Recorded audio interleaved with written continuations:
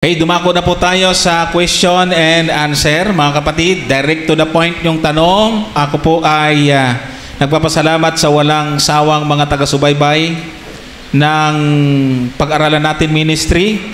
Sige po, mga kapatid. Ako po si Darren Lloyd Manuel, taga San Juan Moncada, Tarlac, Eastern Tarlac District. Ayan. Ang tatanong ko po, kapatid, ay mula noong paano natin mapapatunayan na ang Sabado talaga sa araw sa ngayon ay parehas pa rin noong paglalang. Kasi po may nabanggit kayo sa inyong programa na ang kalendaryo natin ay napalitan na. So paano natin mapapatunayan na ang Sabado ngayon at nung paglalang ay parehas pa rin ngayon? Ang tanong po ay paano daw natin mapapatunayan na yung Sabado ay yun din po yung Sabado doon sa Genesis. Yun po ang tanong, ano? Actually, ito pong tanong na ito ay galing doon sa pagdududa na maaaring itong Sabat na atin pong ipinapangilin sa mga panahong ito ay hindi na ito yung Sabat na nasa Genesis. Pero marami pong paraan, mga kapatid, para matrace po natin or mga evidence na kung ano yung Sabat na atin pong ipinapangilin ngayon, ay yun pa rin po yung Sabat sa Genesis. Una, mula sa Genesis, pagdating doon sa New Testament, after 4,000 years, nung banggitin ng ating Panginoon sa Mark 2:27, ay ganito po yung ating mababasa po dyan sa talata na yan. At sinabi niya sa kanila, ginawa ang Sabat ng dahil sa tao at di ang tao ng dahil sa Sabat. Nung pong sabihin ng ating Panginoon ito, mga kapatid, ay mayroon na pong dalawang kalendaryo na umiiral noon. So mayroon pong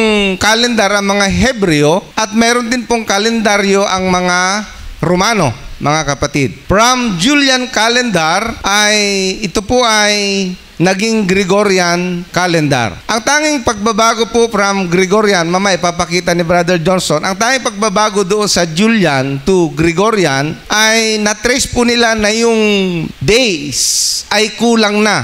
Kaya kung hindi ako nagkakamali ay month of October yata ang ginawa po nila. Instead na October 5 ay ginawa nilang October 15. So nadagdagan siya ng 10 days. But yung sequence nung araw ay pareho pa rin. Okay? Hindi ho nagbago yung sequence nung araw. Ang katunayan ay ito nga, nasa New Testament na po tayo. Ang ibig sabihin, ang pinag-umpisahan po nito ay sa Genesis 2 verse 3. Sapagkat kung titingnan po natin itong talata na ito na sinasabi ng ating Panginoong Jesucristo, ginawa ang Sabat ng dahil sa tao. Yung pong term dyan na ginawa, ay yan po ay bumabalik mismo doon sa creation. Igineto po ang ginamit po dyan sa Greek. Ang ibig sabihin, ang reference ng ating Panginoon na ginamit niya doon sa Mark 2 verse 27 ay walang iba kundi yung Genesis 2 verse 3. So maliwanag, mula sa Genesis hanggang sa panahon ng ating Panginoong Jesucristo ay hindi po nagbago yung Sabat. Okay? Ngayon, kung titingnan po natin, dito sa panahon na ito, ay hindi po pinagtatalunan kung anong araw ang Sabat. Sigurado po yung mga Hudyo, sigurado po ang ating Panginoon kung anong araw ang Sabat. At maging yung mga Romano, mga kapatid, ay ganun din. Ang ibig sabihin, yung araw ng Sabat sa mga Hudyo, yun din po ang araw ng Sabado sa mga Romano. Paano po tayo nakakatiyak? Tingnan po natin doon sa Lucas 23. Ang talata po ay 55. Ang sabi rito, mga kapatid, ilagay nga natin sa 54 muna. Ito po yung tagpo doon sa kamatayan ng ating Panginoon. Ang sabi dyan, nooy araw ng paghahanda at nalalapit na ang Sabat. Ang ibig sabihin, nung namatay ang ating Panginoon, ang tawag ng Biblia ay araw ng paghahanda. At after ng araw ng paghahanda, sabi niya, nalalapit na ang Sabat. Yun ang sequence. And then, ang sabi dito, verse 55. Yan. At ang mga babae na nagsisama sa kanya sa Galilea ay nagsisunod at tiningnan ang libingan kung paano ang pagkalagay ng kanyang bangkay. Verse 56. At sila'y nagsiuwi at nangaghanda ng mga pabango at ng mga ungkwento at ng araw ng Sabat sila'y nagpahinga ayon sa utos. So kung titingnan mo ngayon itong Lucas, ang reference naman nito ay yung nasa Exodo. Na ang sabi doon sa Exodo, alalahanin mo ang araw ng Sabat upang ipangilin. So maliwanag na yung ipinangilin ng mga babae ay walang iba kundi yung iniutos doon sa Exodo kasama sa 10 utos. Okay? So malapit-lapit na po tayo. Tingnan po natin yung Lucas 24 verse 1. Kasi po, tandaan po ninyo na ang Biblia, wala hong chapter noon, wala hong bersikulo po yan. Tuloy-tuloy lang po yan, mga kapatid. Kaya kung babasahin natin mula doon sa 23 verse 56, ang kasunod po niyan ay itong 24 verse 1. Okay? So kung magkakasunod po yan na babasahin po natin, ang sabi doon, 55, nooy araw ng paghahanda at nalalapit na ang Sabat. So, anong tawag ng mga Katoliko sa Biyernes na kamatayan ng Panginoon? Di ba ba, Biyernes Santo?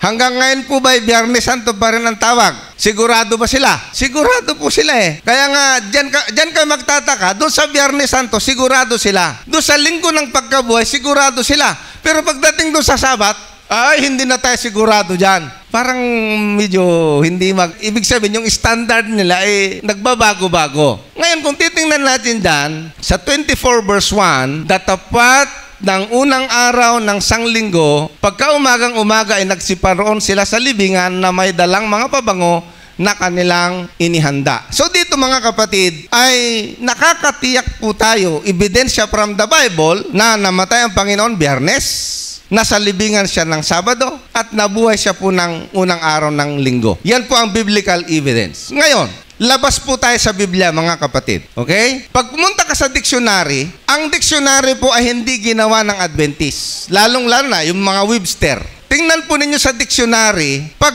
tinype nyo po yung Sunday, ang nakalagay doon, first day of the week. Dictionary po yan. Pag tiningnan mo yung Saturday, 7th day of the week. So, dalawa ng ebidensya natin. Hindi ba mga kapatid? So, dito, hindi po tayo pwedeng madaya na yung Sabado na ating ipinapangilin ngayon ay nakakatiyak po tayo na yan ay araw ng Sabat sa ating panahon po ngayon, mga kapatid. Okay?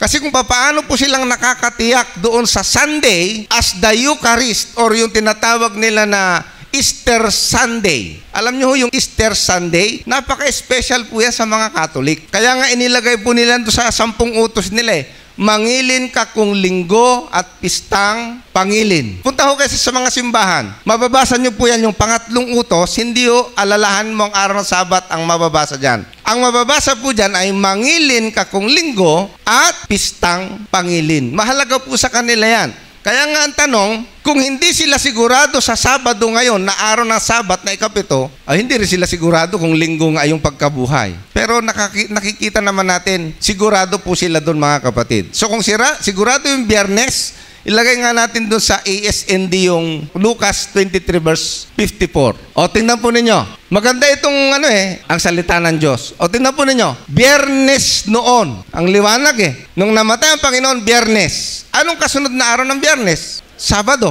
O. Tapos, pagdating sa 24 verse 1, tingnan po ninyo. Madaling araw ng linggo. Ay, sigurado po tayo na yung Sabado ngayon, yan po talaga yung Sabado natin na ipinapangilin, mga kapatid. Okay? Okay, i-share ko lang po ito, mga kapatid. Dagdag ko doon sa sagot ni Brother Gomer. Ayan. So, ito po yung palitan na nangyari, yung binanggit ni Brother Gomer kanina, mula sa Julian calendar to Gregorian calendar. At yan po ay nangyari 1582. Makikita po ninyo yung Monday, yan po ay October 1, Tuesday, October 2, Wednesday, October 3, Thursday, October 4. Pagdating ng Friday ay October 15. So, ano po ang nangyari? Bakit nag-advance ng 10 araw po, mga kapatid? Dapat yan ay October 5. So, una muna, yung Julian calendar, mga kapatid, ay tinawag na Julian bago yung Gregorian dahil po kay Julius Caesar.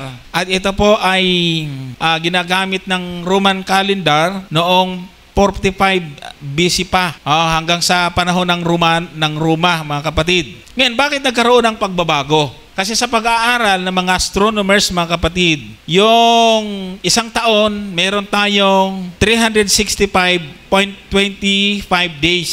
So, kada 4 na taon, meron tayong tinatawag na leap year, bawat taon. Kaya may nadadagdag na araw.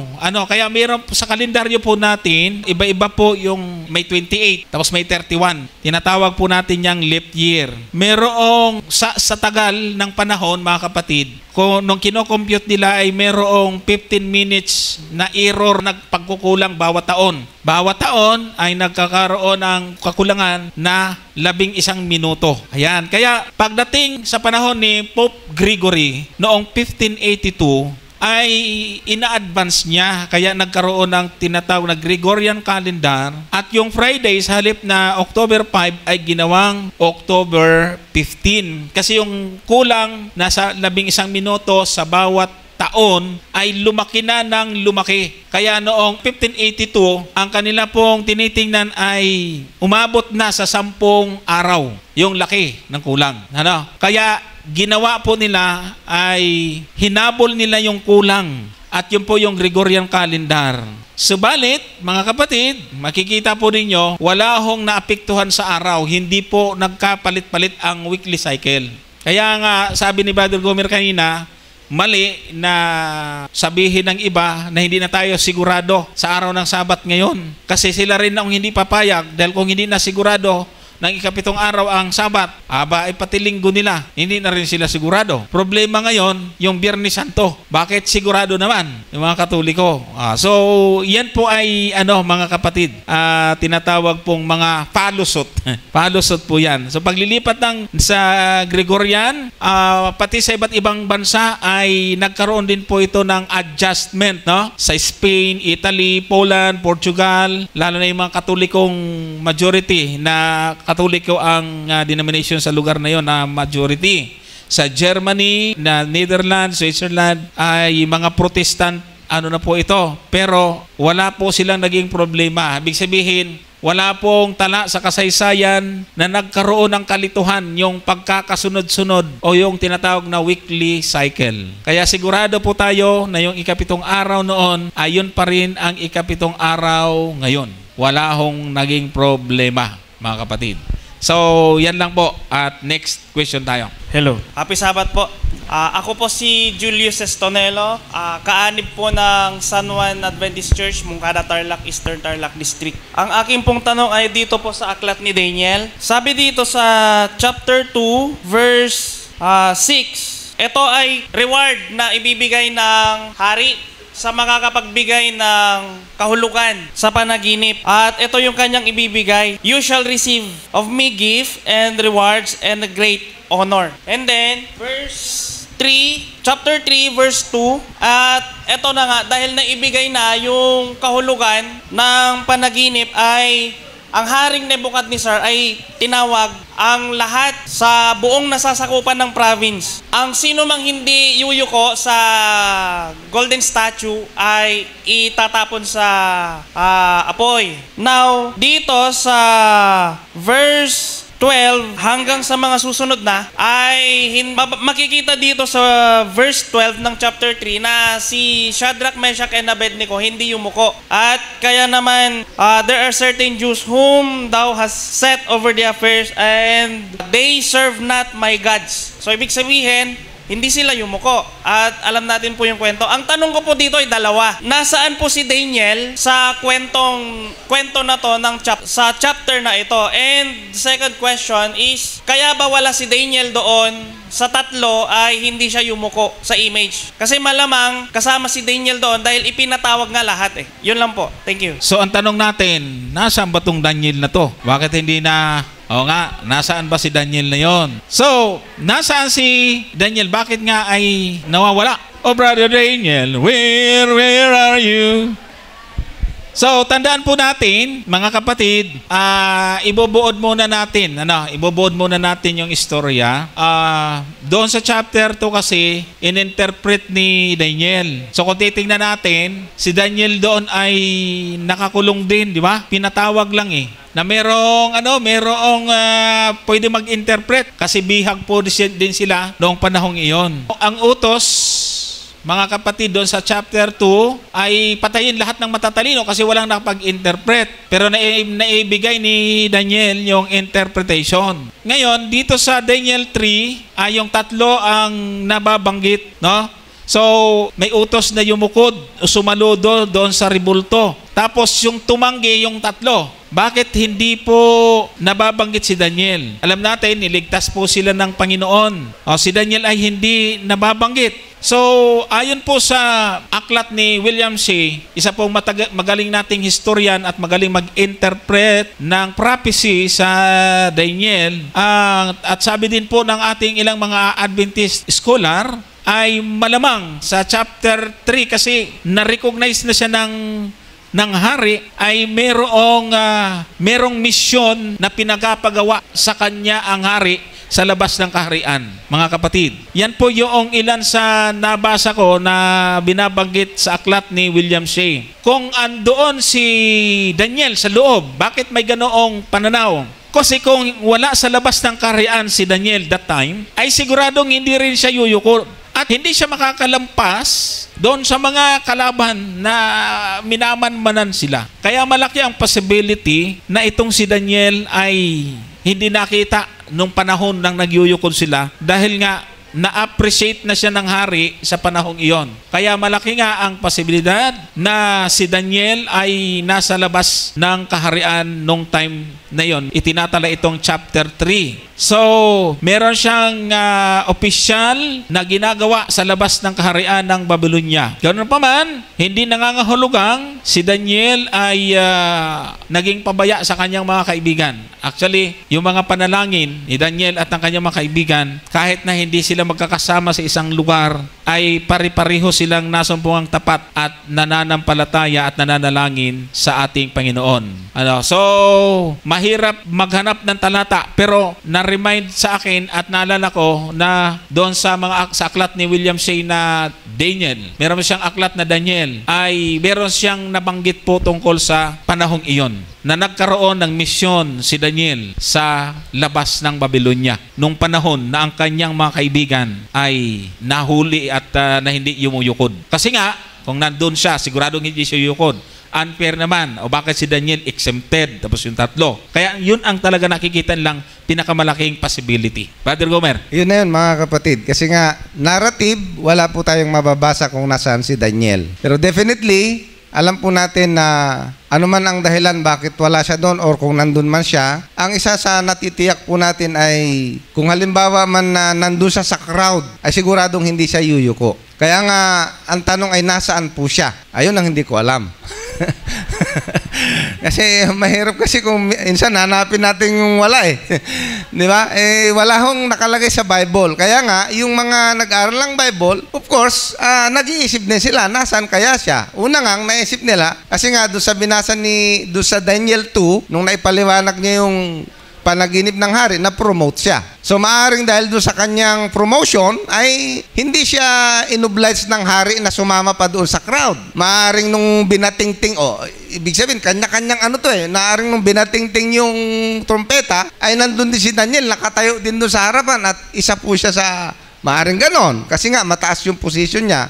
Or, dahil din sa posisyon niya, katulad ng binanggit ni Brother Johnson, ay maaaring siya po ipinadala ng hari sa kung anumang misyon, mga kapatid. So, yun lang ang masasabi natin. Pero, hindi po natin talaga tiyak kung ano man ang kalagayan ni Daniel. At yan pong tanong na yan, ay kaugnay din nung nag-declare naman si Darius na wag mananalangin sa Diyos, ay nasan naman kayong tatlo? Ako naman ang magtanong. Kasi may katapat na tanong yan eh. Nasan yung tatlo? Bakit si Daniel lang ang itinapon sa Leon's Den? Di ba? Yun nga ang mahirap. Pag naghanap tayo ng wala, talagang wala tayong may sasagot, mga kapatid. Ayon. Kapatid, hindi ba natin pwedeng sabihin na noong binigyan ng pagkakataon, na premyo o pabuya si Daniel, hindi ba natin siya pwedeng sabihin na siya'y binigyan ng titulo bilang maging ika-4 na ruler ng Nebuchadnezzar's rule sa Babylonia because si Daniel ay tinawag na Belteshazzar, ika-4 na ruler ng Babylonia, in which number 1 is Nebuchadnezzar, Nabonidus, Belshazzar, and then Belteshazzar. Ika-4 siya sa ruler na pinakamataas ng Babylonia.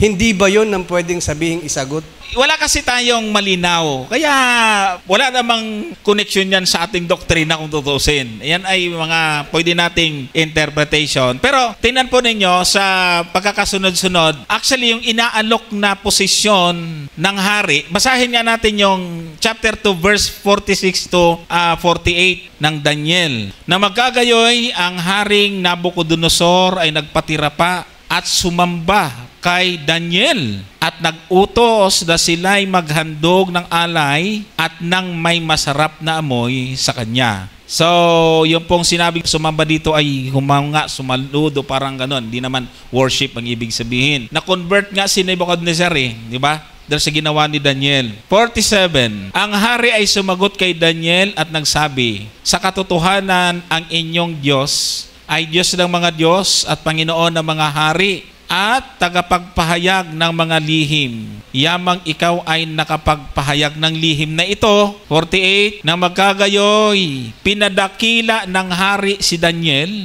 at binigyan siya ng maraming dakilang kaloob at pinagpuno siya sa buong lalawigan ng Babylonia at pinapaging pangulo sa mga tagapamahala sa lahat na pantas sa Babylonia. Subukan ho natin basahin yung mababaw na salin. Dito sa verse 48, ang salita ng Diyos tapos magandang balita Biblia. Ayan, magandang balita Biblia. Pinarangalan ng hari si Daniel at binigyan ng napakaraming handog. Siya ay ginawa nitong tagapamahala sa buong lalawigan ng Babylonia at pinuno ng lahat ng mga tagapayo ng Babylonia. So dito makikita nyo yung idea ni William Shea. Naging tagapamahala siya sa pati mga lalawigan, labas ng kaharian. Okay? So sa labas po ito ng kaharian at as well as yung pong mga matatalino sa loob ng Babylonia. Kaya may possibility talaga na sa chapter 3 ay nasa labas siya ng kaharian nung na-impeach yung tatlo. Pero pwede naman yung sa iyo, brother, wala namang samaan ng loob, tanggapin na rin natin. Pero meron po akong nabasa na may nabasa po, actually nililecture ko, nasa YouTube naman yung How to Interpret the Bible Correctly. Doon sa Interpreting Scripture po natin, nagawa ng BRI, na yung inialok na posisyon ng hari kay Daniel ay hindi po ikaapat kundi kanang kamay ng hari mismo. Kasi yung hari nung time na yon ay yung pong pinakamataas ibinigay sa kanya. Sumunod siya sa reyna. Kasi hari tapos reyna, tapos si Daniel. Yun po yung kultura sa mga kaharian kasi hindi naman sabay na nag-iral, sabay-sabay yung hari. Magkakasunod po na paglitaw ng mga hari sa Babylonia, hindi sila sabay-sabay kundi sunod-sunod.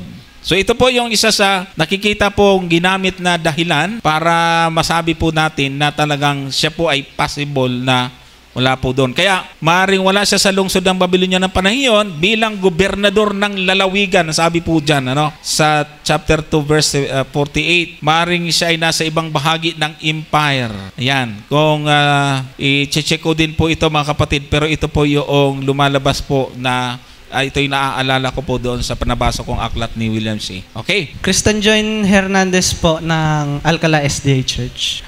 Tanong ko lang po, brother, saan po ba makikita yung biblical basis ng rebaptismal? Actually po yung rebaptism ay napaka-ordinary, mga kapatid. Halimbawa, kasi ang banggit doon sa Epeso, isang bautismo, isang pananampalataya, isang espiritu, isang Diyos. Di ba, no? Pero, kung titingnan po natin, mula doon sa halimbawa, sa isang religion, sabi natin Methodist, lilipat sa Adventist, babautismuhan. Ang tawag po doon, rebaptism. Di ba? Mula sa isang reliyon, patungo sa isang reliyon, rebaptism po yan, mga kapatid. Ngayon, doon sa aklat ng Gawa, 19, yan, Gawa 19. Sige, basahin po natin yung verse 1. Habang nasa Corinto si Apolos, tinahak naman ni Pablo ang mga dakong bulubundukin ng lalawigan hanggang sa siya ay makarating sa Epeso, natagpuan niya roon ang ilang alagad. So, take note po, ang nakita po din ng Apostol Pablo ay mga alagad. Verse 2, at sila'y tinanong niya, tinanggap ba ninyo ang Espiritu Santo nang kayo'y sumampalataya? Hindi po, hindi namin narinig na may Espiritu Santo pala. Tugon nila. Verse 3. Kung gayon, sa ano kayo nabautismuhan? Tanong niya. Sa bautismo ni Juan. Tugon naman nila. Verse 4. Kaya't sinabi ni Pablo, binautismuhan ni Juan ang mga tumalikod sa kasalanan, ipinangaral niya ang pagsisisi sa mga Israelita upang sumampalataya kay Jesus, ang dumarating na kasunod niya. Verse 5. Nang marinig nila yon, nagpabautismo sila sa pangalan ng Panginoong Hesus. Rebaptism. Kaya yung pong mga tumutulig sa rebaptism, hindi po nila naiintindihan kung ano ang purpose ng rebaptism. Actually po, marami po sa atin doon sa mga tinatawag nilang born Adventist. Ako po ay nung unang mabinyagan, that was grade 5 ako noon eh. Hindi ako nagkakamali, 11 years old. So kung ipinanganak ako ng 1977, 11 years old, anong taon yon? Kwentahin nyo na lang. Ang alam ko lang po na doktrina noon, bawal lang kape at bawal lang baboy. Okay? Although ako'y nagsagot-sagot naman nung explorer. Pero ang naaalala ko noon mga kapatid, pagkalubog sa akin, abay pagdating ng hapon, Sabat pa lang, nagbabasketball na kami. Kasi wala naman po talagang aral na nangyari, mga kapatid. Ang ibig sabihin, wala talagang conversion na nangyari. That's why, dumarating doon sa punto na kapag nakikita na po natin yung malalim na pag-ibig ng ating Panginoon, na meron tayong katotohanan na nalalaman. Kasi nga, kapag kaganon yung foundation, mababaw po eh. So, noong lumalim po yung aking pagkaalam sa doktrina, hindi lamang sa doktrina, kundi doon sa sinasabi natin na justification, yung pagsisisi, ay ako po'y nag-decide na muling magpabautismo. At doon ko naranasan yung tunay na naramdaman mo talaga na ikaw ay ipinanganak na muli. Kaya nga, yung rebaptism po ay hindi po siya contradict sa Bible. Katulad po nito, mga alagad na po ito, pero hindi naman masama na sila'y muling binautismuhan kahit sila'y nabautismuhan po. Nabautismuhan na po sila. Kaya sa atin, sa ating iglesia, yung pong mga kapatid na napahiwalay, napariwara, at muling bumabalik, nararamdaman nila yung muling pag-ibig ng ating Panginoon, ay mas maganda po talaga na sila po ay muling mabautismuhan. Yun po yan, mga kapatid. Kasi Nora Abrigo ng Lawak Church, matanong ko lang po na kung ang isang speaker na sa isang church na hindi naman niya kinabibilangan, ay ang message niya ay puro patama sa mga kapatiran doon, pwede ba yun? Pagka yung speaker ay puro patama, ay ilag na lang, mga kapatid. Ano? Well, mayroon pong payo si Ellen White talaga na ang pulpito po na ito ay wag po nating gamiting panghampas. Ano po, ang pulpito na ito ay gamitin natin panggamot. Yun po ang dapat na yung papasok dito na bugbog sa labas, ay wag na nating tuluyang bugbugin sa loob. At least, bugbog na sa labas, pagpasok niya rito mga kapatid, ay mararamdaman niya na ito ay kanlungan, mga kapatid. So, minsan ay hindi ho naiiwasan talaga yung mga ganon na magsasalita dahil nga mayroong gustong patamaan, mga kapatid, hindi ho naiiwasan. Pero dapat na ito po ay hindi nakikita sa isang speaker. Hindi po natin ito dapat na gagawin na itong pulpito na ito ay gagawin mong trono para bugbugin mo lalo yung mga kapatid. Ngayon, kung ikaw naman ang tinatamaan, kasi minsan naman, hindi naman ang nagpapatama yung speaker, tinatamaan ka lang talaga. Di ba?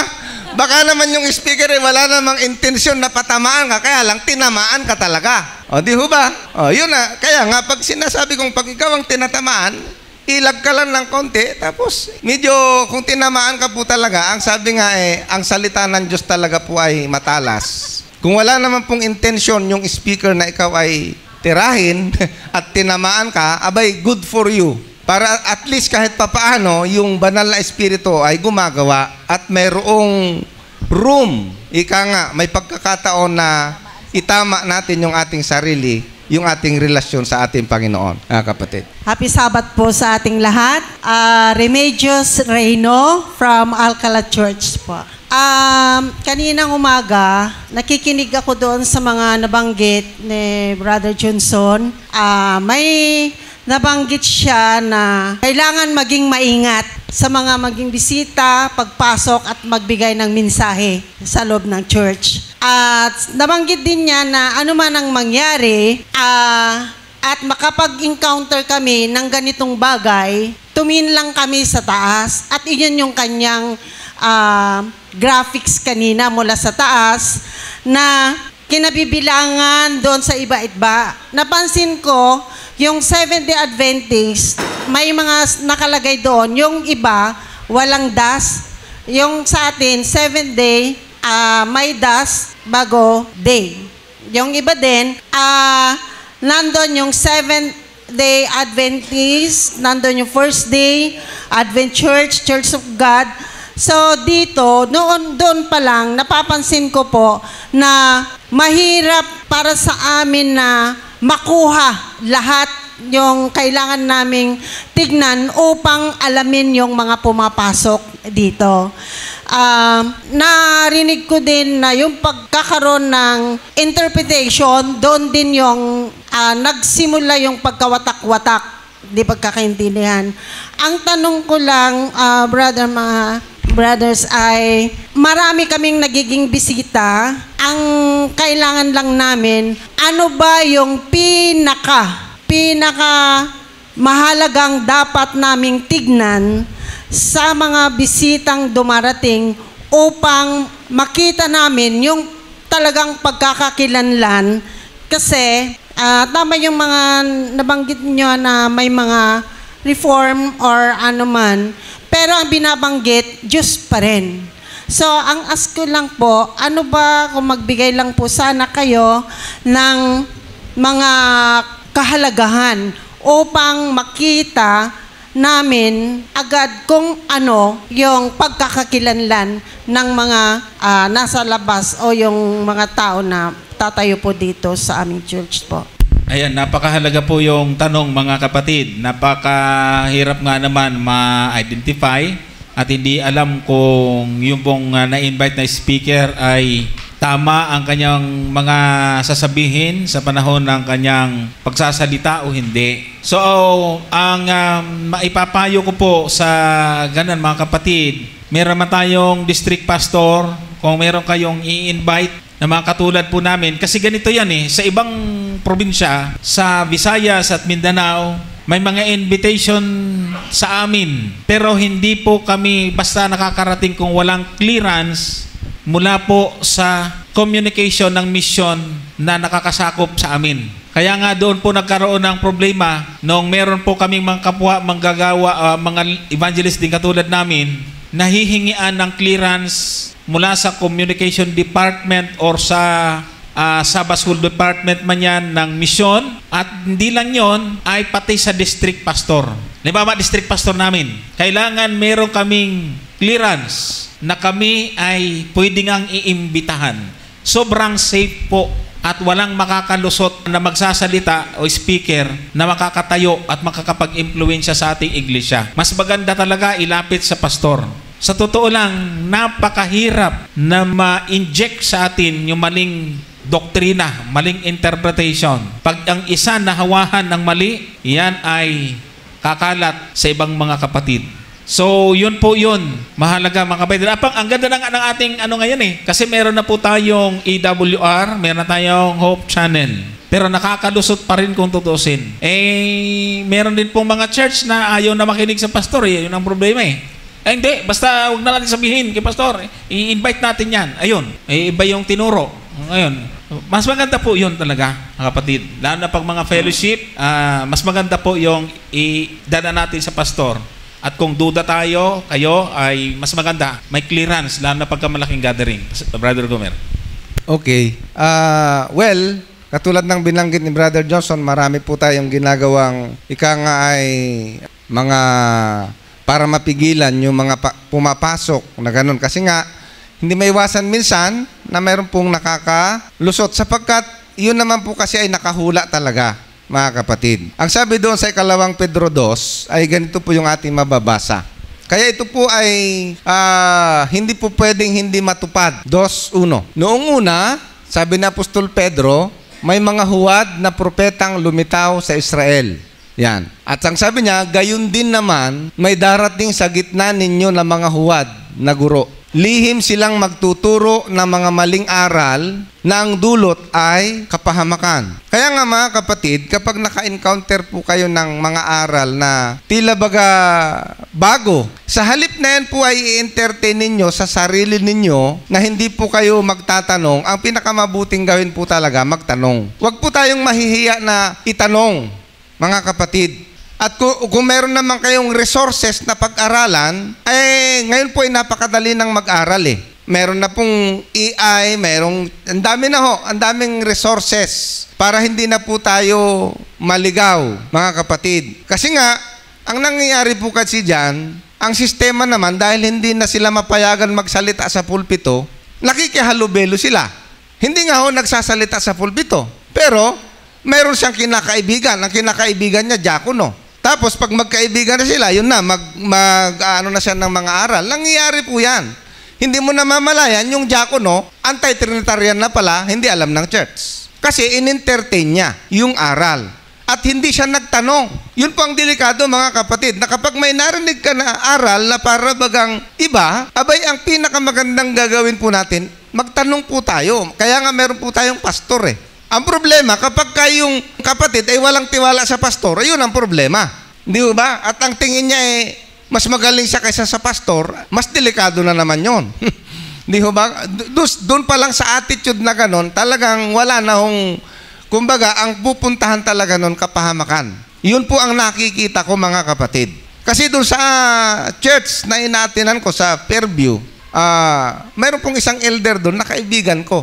Wala po siyang sinasabi, pero bandang uli, nagsesend na po siya ng mga quote ng anti-trinitarian. Okay? So, prinangka ko siya. Bro, naniniwala ka ba rito sa mga quotation na ipinadala mo? Ang sagot niya, pinag-aaralan ko pa. Tingnan ninyo, pinag-aaralan pa niya, pero isinishare niya na. Ang ibig sabihin, kung pinag-aaralan mo pa ang isang aral, wag mong isishare.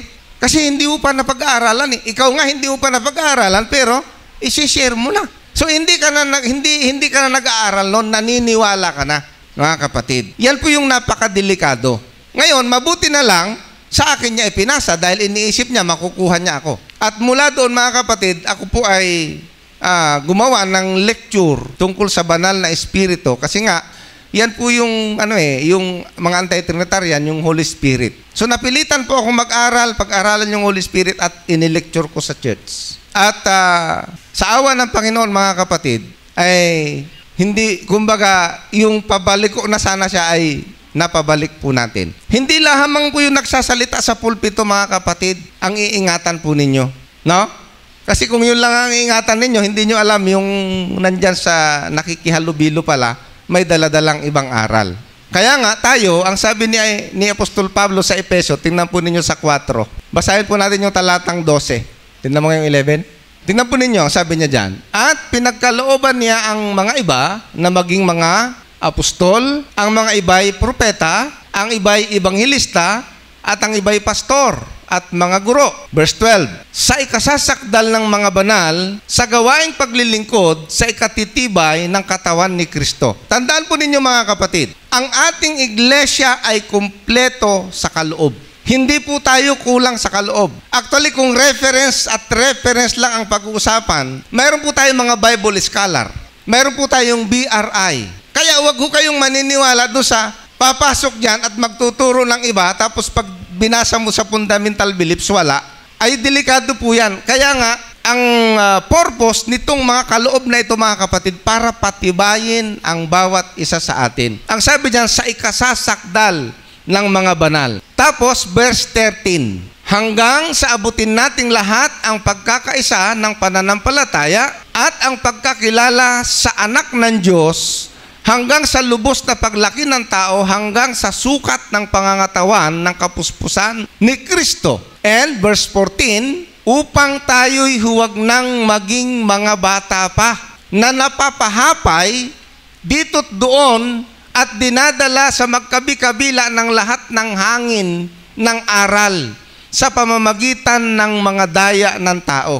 Ang ibig sabihin nito mga kapatid, para tayo ay magkaroon ng ay pananggalang doon sa mga maling aral na papasok, anong gagawin? ay sa halip na ang panoorin nyo ay yung probinsyano, pwede namang pag-aralan natin siguro ang panoorin. Bigyan natin ng panahon na panoorin yung ating mga programa, mag-aral ng salita ng Diyos, para pag may pumasok dito na kung ano-anong sinasabi, alam po natin mali ang sinasabi niya. Experience ko po yan, mga kapatid. Doon sa PUC noon, mayroong akong pastor na iginagalang, hinahangaan. Talagang pag yun ang nagsermon sa PUC, talagang ako po'y hangang-hanga.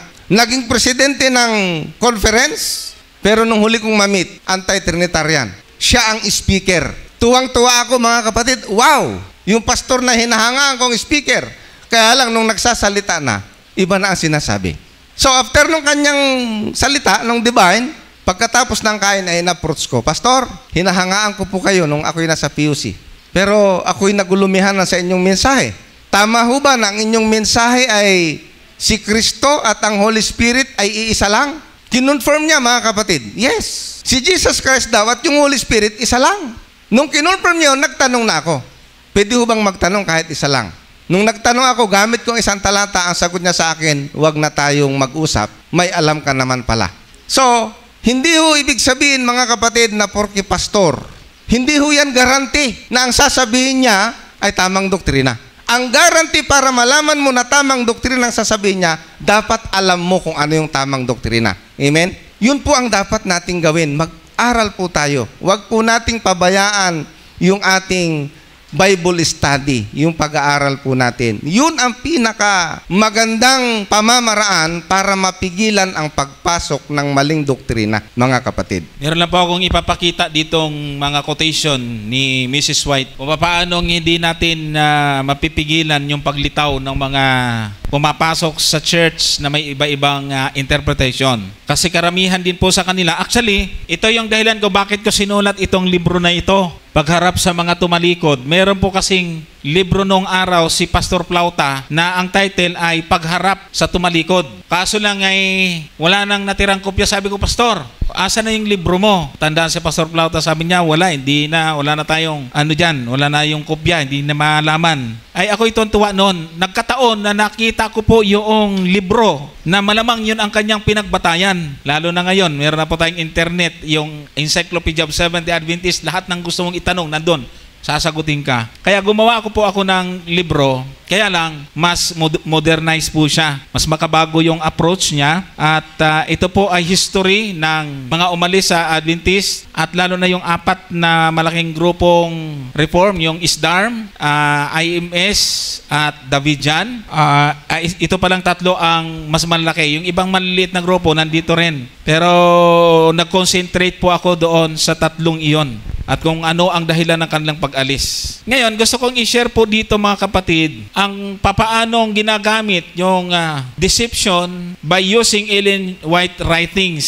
Pagka ginamit na kasi sila, nakakatuwa pa nga yung approach ng mga Davidian eh. Ito nuturo sa atin, tinatago ito ng mga pastor. Kaya tuloy pag na-impluensyan, galit na sa pastor. Bihirang mga pastor na to, nga naman, di nagtuturo ng spirit of prophecy. Kaya lang, pag binag-aralan, naku po, ay lihis.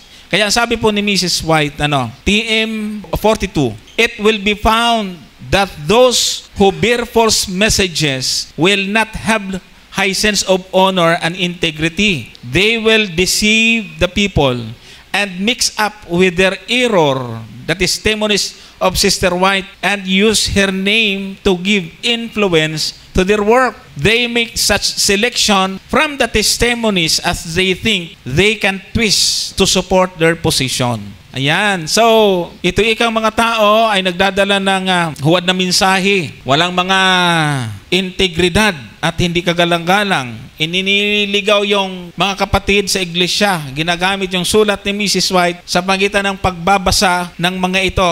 Pero pinipilipit naman para mapasunod sa kanilang sariling paniniwala. Sasabi po dito, so that their error may have weight and be accepted by the people. They misinterpret and misapply that which God has given to the church to warn, counsel, reprove, comfort, and encourage those who shall make up the remnant people of God. Ayan. So, yung kanilang mga sinasabi ay mayroon ding mga, ito nga mahirap dahil nga sa walang knowledge, madaling mapaniwala, no? Pero ang totoo, nililihis nila, minamali nila yung mensahe ng Diyos sa magitan ni Ellen White na ito ay naglalaman ng mga warning, payo, pagsaway para pasiglahin ang bayan ng Diyos. Mga kapatid, kaya nga nakakalito din kapag hindi natin in-interpret ng tama. Meron po akong mga topic na paano ini-interpret ng tama ang Spirit of Prophecy, kasi parang Bible din yan. Kailangan gamitan ng hermeneutics, proper interpretation.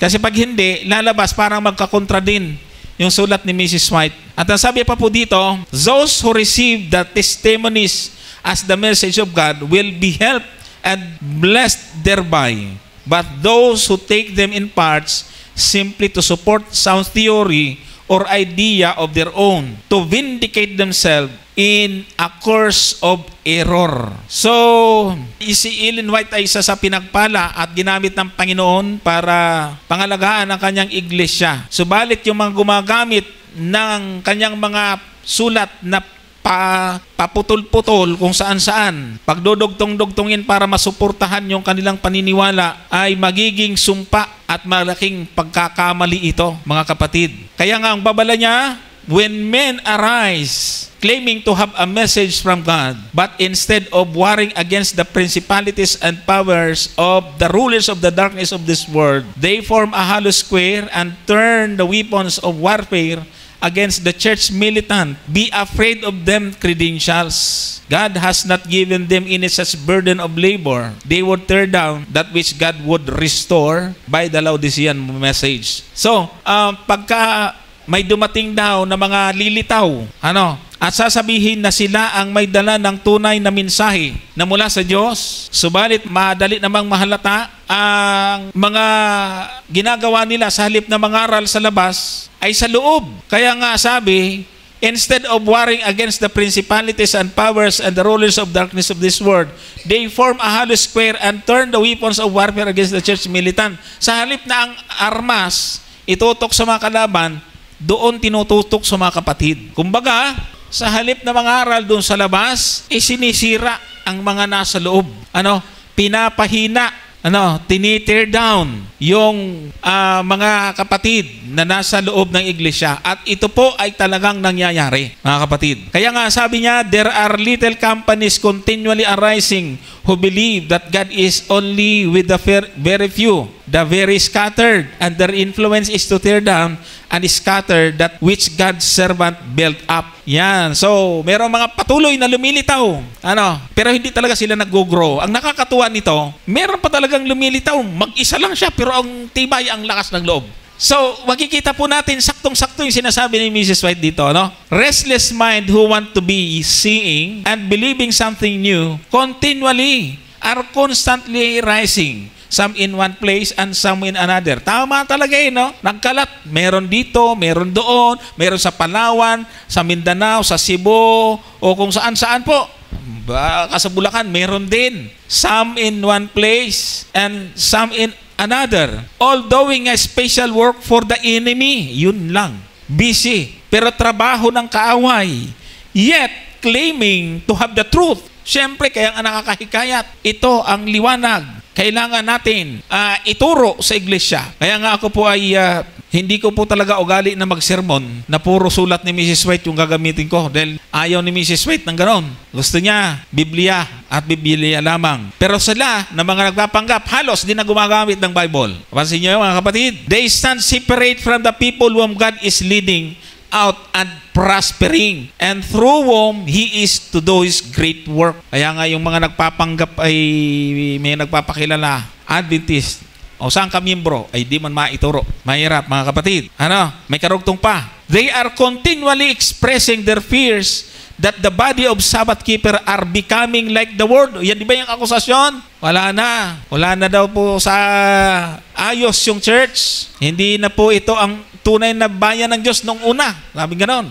Para na itong hindi na ito totoo, para na itong walang pinag-iba na sa sanglibutan. So sabi po dito, but there are scarcely two of these whose views are in harmony. They are scattered and confused, and yet deceive themselves so much as to think that God is especially with them. Alam nyo, nung pinag-aralan ko po mabuti yung history ng ISDARM, Davidian at IMS, ay ako po ay naawa. Kasi marami po sa kanila ang hindi talaga nila alam ang totoong dahilan. Hindi nila alam ang totoo pong reason ng kanila pong mga pinuno. Ang nasa website po ng Seventh-day Adventist Reform Movement kung bakit sila itinawalag ng Seventh-day Adventist, ang pinaka-main reason, because of unchristian conduct. Sipin mo yan, hihikayatin ka, pero nasa website nila, kaya sila tinawalag because of unchristian conduct. Nasa website nila, meron po dito. Meron po dito nilagay ko, nandun mismo yung link sa website. Sa IMS, ganun din, mga kapatid. So bakit unchristian conduct? Kasi hindi naman talaga balak na sila'y umalis. Ang problema, ang rason ng ISDARM ay umalis na daw ang Seventh Adventist sa tamang posisyon kasi pumayag na sumama sa giyera ang Adventist. At yun daw ay desisyon ng General Conference. Pero ang totoo, yun po ay nangyari lamang sa German. Sa European Division, sa pamagitan ng isang presidente ng isang division, si L.R. Conradi. Siya ang pumayag na sumama sa gira. Yun lang. Walang alam ang General Conference. Tinanggal nga siya ng General Conference sa desisyon niya. Pero ituturo sa inyo ng mga ito na desisyon daw yun ng General Conference. So sobrang deception, mga kapatid. Kawawa naman yung mga nadaya. Ito namang mga Davidian, si Victor Hotep daw na pinuno nila nakastuklas ng napakagandang liwanag. Nung isinishare na ito sa mga pinuno, sa presidente ng General Conference, mga kapatid, ay hindi daw pinakinggan si Victor Hotep na nakasumpong na mas liwanag, tagapag-interpret ng sulas ni Mrs. White. Pero sa record pala ng Seventh-day Adventist, mga kapatid, in-entertain siya, pinag-present siya ng presidente ng General Conference at yung mga kasamahan. Nung nagsimulang mag-present si Victor Hotep, pagdating ng tanghali, kasi isang linggo dapat yun, pagdating ng tanghali, ayaw nang tumayo. Natakot na, nahalata niya na hindi niya kayang ipagtanggol sa harap ng mga leader ng Adventist that time. Yung kanyang sinasabing liwanag, rejected lahat kasi puro kontra sa sulat ni Mrs. White. So, nakakahikayat, ang lalakas makahikayat niyan. So, yun po, mga kapatid, kailangan po talaga doble ingat po tayo. Ayan. Good afternoon po and happy Sabbath. And may non-Adventist po na nagtanong. Ang tanong po niya, sa second coming daw po, ano daw po ba ang mangyayari sa baby na nasa sinapupunan pa lamang po ng nanay, lalong higit kung hindi daw po maliligtas yung nanay. Yun, ano po yung magandang isagot po doon kasi yun po yung tanong niya. Tapos ang isa po ay, anong araw daw po ba talaga ang midweek worship ng mga Adventist? Wednesday daw po ba o Thursday? Kasi tayo daw po na Adventist ay ang pagbilang daw po natin ng araw ay yung paglubog ng araw. So kung Wednesday daw po na paglubog ng araw, Thursday na daw po yun.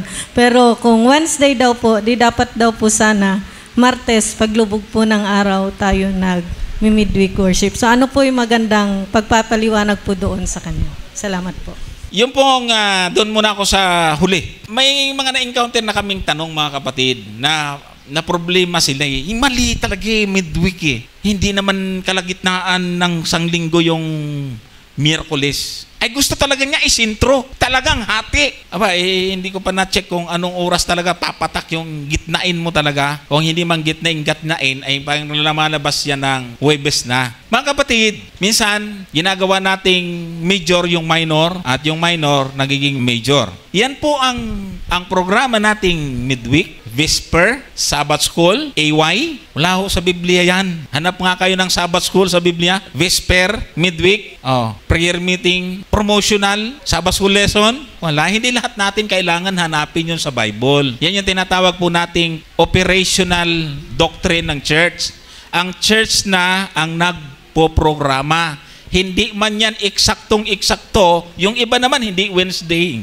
Nasa kanila yon. Yung ibang ang church na napupuntahan namin, ang divine worship una, sa Mandaluyong, ang daming tao sa divine worship kasi 9:00, ang daming tao. Kahit lumampas, Sabbath School na lang naman yon. O di, So, nasa church po yon. Kaya hindi po issue, pagdating po dun sa araw, kasi hindi naman banal na araw yung gitna, na kailangan huwag mong matapyasan. Walang ganon. Kaya nasa church yun, hindi issue yon, mga kapatid. Kung ayaw mong kadil hindi gitna, at ayaw mo ng terminong, maliin niya midweek kasi hindi gitna. Di wag, anong tawag mo dyan? Bahala ka kung anong gusto mong tawag. Prayer meeting o pagsamba o magpapaka-stricto. Kasi may mga kapatid tayong talagang nagpapaka-technical sa term. Ayan po mga kapatid. So, yan yung mga sagot ko doon. Ngayon, bigay ko yung buntis kay Brother Gomer, pero tutulong din ako pagkatapos niya. Magbilang po tayo. Midweek. Kailan ba mag-umpisa? Paglubog ng araw ng Sabado, linggo na. Tama, no? So, ibig sabihin, ang kalahati nun, parang anong oras? Kasi midweek eh.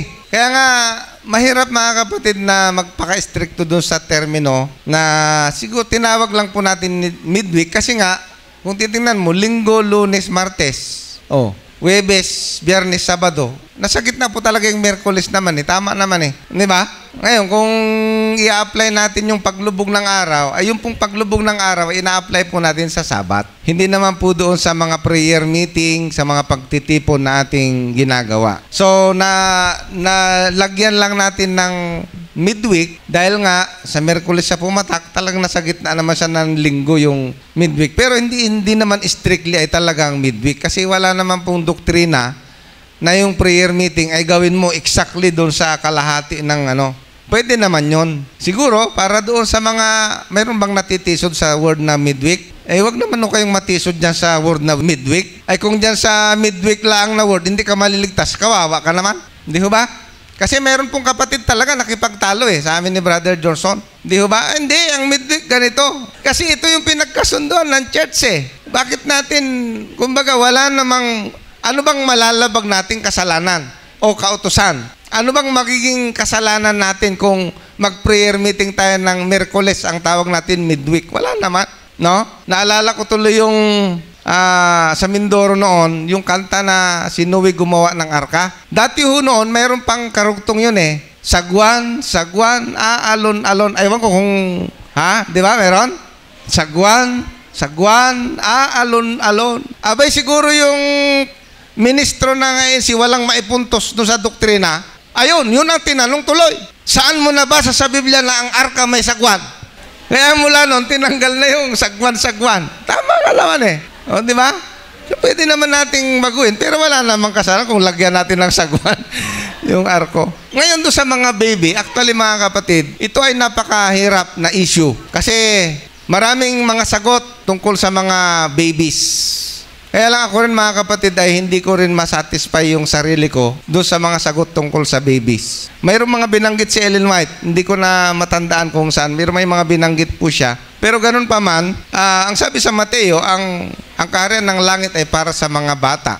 Well, meron tayong mababasang ganun mga kapatid. Pero ang iniisip ko, doon sa panahon ni Haring Saul, mga kapatid, ay inutusan ng Diyos na lipulin ang Amalekites, yung Amalekita yata yon. Ang sabi ng ating Panginoon, mula sa sumususo hanggang sa patayin. Hindi ho ba? Iniisip ko lang, kasama ba yun doon sa binabanggit sa Mateo na yung mga bata doon ay magiging magmamana ng kaharian ng langit?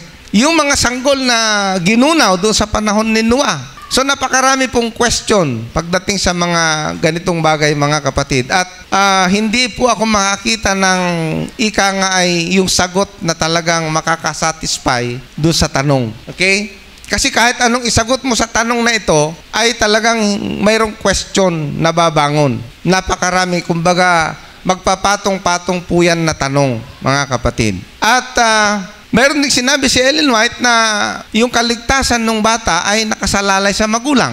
Well, meron din siyang prinsipyo. Kasi nga, kung ang magulang ay pagano, hindi ba? Halimbawa, yung both parents ay pagan, ay dumating ang Panginoon sanggol, wala namang malay yung anak ng pagano. Pero alam natin na paglaki nun, pagano. Kasi yun ang roots na pinanggalingan niya Kaya nga, yung tanong po na yan mga kapatid, sa tingin ko, itanong na lang natin pagdating ng Panginoon. Wala po akong eksaktong maisasagot. Lalong-lalo na yung tanong na yun, buntis.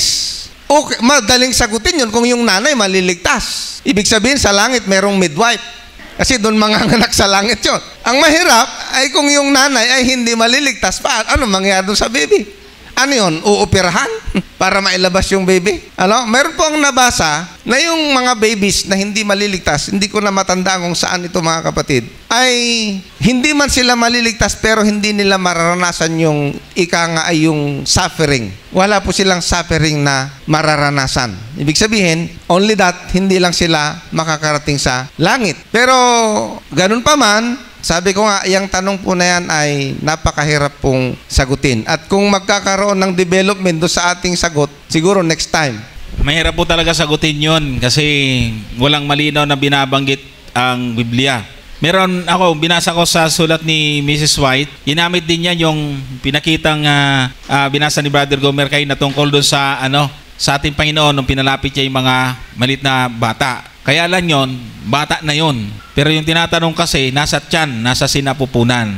So hindi natin alam kung paano ang gagawin ng Panginoon doon sa mga bata na yan. Kasi sa bagong langit, bagong lupa doon sa Isaias, may binabanggit naman ng mga bata na maliliit, maglalaro sa lungga ng mga ahas. So Diyos lang po ang mahirap pong magbigay ng sagot na parang sigurado tayo. Kayong wala namang malinaw na nakasulat sa banal na kasulatan. So huwag tayong humigit sa mga bagay na nangasusulat mga kapatid. Okay? Ayan. At gusto ko pong ulitin na magpasalamat sa inyo mga kapatid sa inyong invitation na makarating po dito at makapaglingkod. Ulitin ko lang po paki-follow yung page ng pag-aralan natin kahit na yung aking personal na Facebook para yun ang maging way po ninyo para makakita nyo yung page at paki-subscribe yung ating YouTube channel.